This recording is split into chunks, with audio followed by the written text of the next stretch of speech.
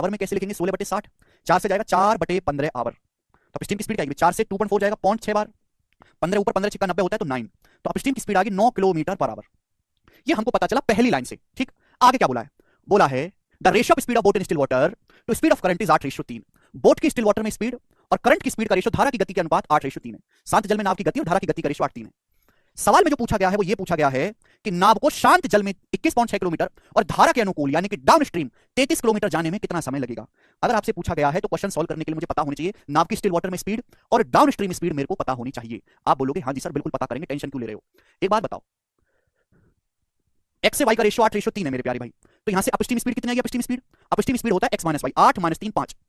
एक बार बताओ, अगर एक्स से वाई का रेशियो 8:3 है तो अपस्ट्रीम की स्पीड क्या आएगी? X minus Y. एक्स से माइनस वाई करेंगे तो क्या आएगा? 8 में से 3 घटाएंगे 5 आएगा। लेकिन अपस्ट्रीम की स्पीड सवाल में रखी है 9, तो 5 की वैल्यू 9 किलोमीटर पर आवर है, यानी कि कितने गुना? तो आप कहोगे सर 1.8 टाइम्स, 18 पंजे 90 है। तो भाई एक्स की वैल्यू भी 1.8 गुना होगी, 8 की 1.8 में गुना करेंगे 18 140, 14.4 kilometre per hour.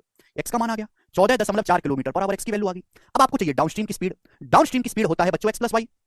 X plus Y का मतलब है 8 और 3 11, एक्स 8 है वाई 3 है 11। अब 11 की वैल्यू भी 1.8 आएगा ना, 11 की 1.8 में गुणा करेंगे 19.8, 19.8 किलोमीटर पर आवर।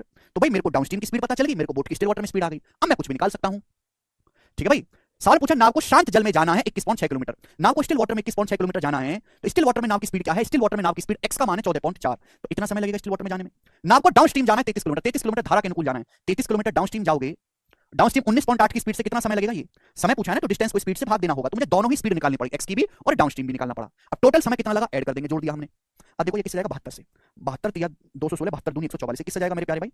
यहाँ पे ये जाएगा मेरे दोस्तों 66 से, 66। 33 से जाएगा 10 बार, ये 6 बार, 66 से जाएगा 5 बार, 3 बार, 5/3, 66 से 5/3। तो टोटल आ गया 2 और 3 का एलसीएम 6, 3 3 9, 2 पंजे 10, 9 और 10 19, कि टोटल समय लगा 19/6 घंटे। और ये सवाल का आंसर है सेकंड ऑप्शन 19/6। तो बहुत प्यारा सवाल है।